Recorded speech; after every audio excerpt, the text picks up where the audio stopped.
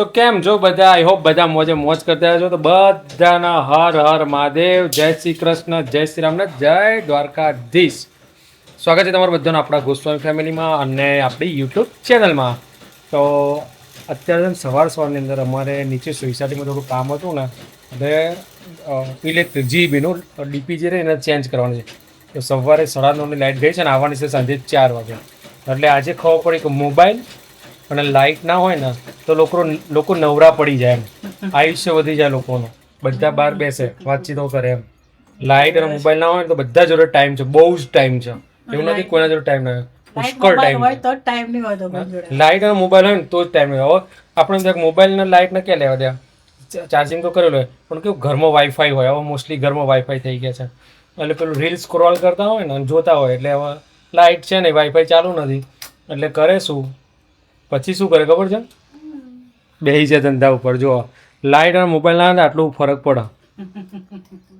અમે બે છે તો તમે હમણાં તો મોબાઈલ આલું શું કહેવાય મોબાઈલ લઈને બેસી જાવ પણ પોતાનું શું નેટ ચાલતું નહીં ને એટલે નવરા પડે ને ના ફોન નવરા પડે ને તો ભાઈ આજ લાઇટ નથી ને તમારા બે ખાના સાફ થઈ ગયા. હા તમારે કેવા ખાના સાફ થઈ ગયા, કેટલા દાડે બૂમો પર થતું હતું અને આજ કેવા થઈ ગયા. એવું છે તો લાઇટ નથી એટલે મારા કામ ઢગલો છે પણ હવે એવું છે કે લાઇટ વગર એકે થાય એવું નહીં. જોયું લાઇટ વગર નવડા ધૂપ કહેવાય તમે લોકો કે કામ ઢગલો છે પણ લાઇટ વગર થાય એવું નથી. જમાનામાં લાઇટો નથી ચાલુ કરતા હતા. મને શું ખબર શું કરતા હતા, આ જ કામ કરતા હતા જે અત્યારે તમે લોકો કરી રહ્યા છે. વાતચીતો બહુ થતી, લોકો એકબીજા માટે ટાઈમ આપતા હતા એટલે પ્રેમ હતો એકબીજા પ્રત્યે. અત્યારે લાઇટ અને મોબાઈલ આવી જાય એટલે પ્રેમ નથી, એકબીજા પ્રત્યે મોબાઈલ જેવું જીવન થઈ ગયું. કુટુંબ હતું, બધા ભેગા રહેતા હતા, મોજ મસ્તી કરતા હતા, બધા સોસાયટીના છોકરાઓ રમતા હતા ક્રિકેટ. અને હવે તો છોકરાઓ હોય મોબાઈલમાં, બાપા હોય મોબાઈલમાં, મા હોય મોબાઈલમાં, દાદી હોય બધા મોબાઈલમાં, નાનેથી મોટા. પછી શું થાય? કશું નહીં, એવું થાય. તો હલો દોસ્તો, બધાને સવારના ગુડ મોર્નિંગ, જય શ્રી કૃષ્ણ, જય શ્રી રામ ને હર હર મહાદેવ ને જય દ્વારકાધીશ. સ્વાગત છે તમારા બધાને ચિડિયાઘરમાં અને ગોસ્વામી બ્લોગમાં. એકચ્યુઅલી મારે કામ તો સંચા આપવાનું કેટલું બધું હતું પણ કેવું થાય ખબર છે, દરરોજ લાઇટ હોય ને એટલે અમારે અત્યારે વિડીયો બનાવવાનો ટાઈમ હોય એટલે વિડીયો બનાવે, અડધા અત્યારે બને, અડધા બપોરે બને, છોકરાઓ આવે 2 વાગે, ખાઓ પીવો એટલે કામ પતાવે એમાં 3 વાગી જાય. એટલે સવારના આપણે 6 વાગ્યાના ઉઠેલા થાક્યા હોય એટલે પછી કલાક માટે પાછું કલાક ના થાય કે હવે ચા મૂકો એટલે કે હવે રાંધવાનું ભણવાનું એમાં ને એમાં જતો રહે પછી ક્યાંય ટાઈમ મળે. આવો આવો એના જ લાઇટ નહીં ને એટલે ટાઈમનો સદુપયોગ કરાવું છું. તો ગાઈઝ ફરીથી આજે પ્રોગ્રામ છે અમારા ઘરે વેલણિયાનો. એટલે આ બધી મજૂરી એટલે થાય છે કે સવારે નાસ્તામાં બીજું કોઈક બનાવવું ના પડે એમ. આ નાસ્તો અત્યારે થઈ જાય ને સવારે સ્કૂલમાં થઈ જાય, બરાબર ને. અને સાસુ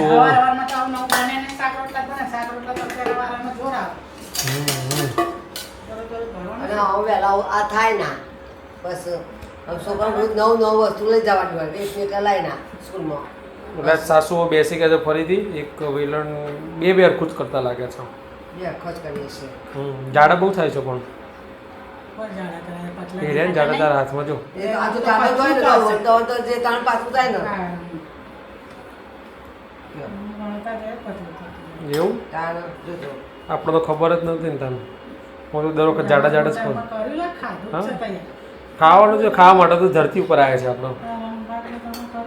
કશું બાપ તો કશું કર્યું નહીં, ખાવા માટે જ આવ્યા છે આપણે. ખાલી આદમી એવું કરે, ખાવાનું કરો, આવું બધું આદમી ના કરો. ખાવાનું કરો આદમી ખાલી.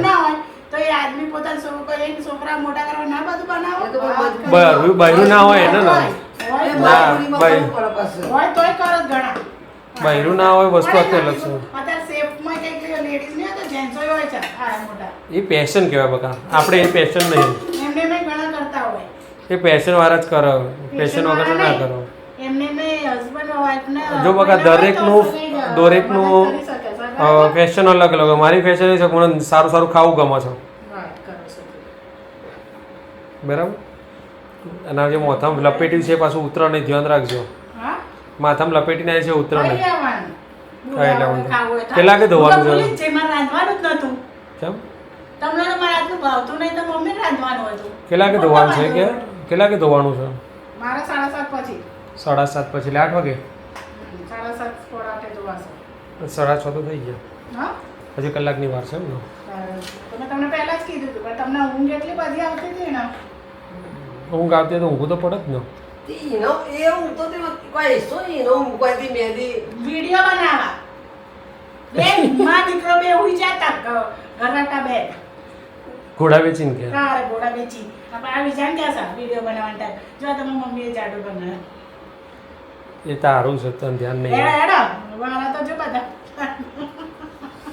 તો ભાઈ જો મસ્ત આપણે ગુજરાતી લોકોની ફૂડ કહેવાય, ગુજરાતી ફૂડ કહેવાય. વેલણિયા વેલણ જેવા હોય આમ એટલે વેલણિયા કહેવાય છે એને. પણ એટલા મસ્ત લાગે ને થઈ ગયા પછી તો સાલા તમે ગુજરાતી લોકો આવું તડકતું બળકતું ક્યાંથી શીખીને લાવો છો? એમાં હોય ગુજરાતીઓના યસ, ફાફડા, ઢોકળા, ખમણ, વેલણિયા, થેપલા, આ બધું તો તારે લોહીમાં બ્લડમાં ટેસ્ટ કરો તો આ બધું જ દેખાય. નહીં સાઉથ ઇન્ડિયનમાં સાઉથ ઇન્ડિયનમાં સાઉથ ઇન્ડિયન લોકોનામાં ઇડલી જ નીકળો, ઇડલી ને ઢોસા ને મેદુવડા ને ભાત વધારે નીકળે એમનો. તો બધાને અમને કદાચ જેવો દેશ એવો વેશ બધાની રહેણી કેણી અલગ અલગ હોય, અલગ અલગ પોશાક બોલી એવું. બધું અલગ અલગ હોય ઓકે, વેરી ગુડ.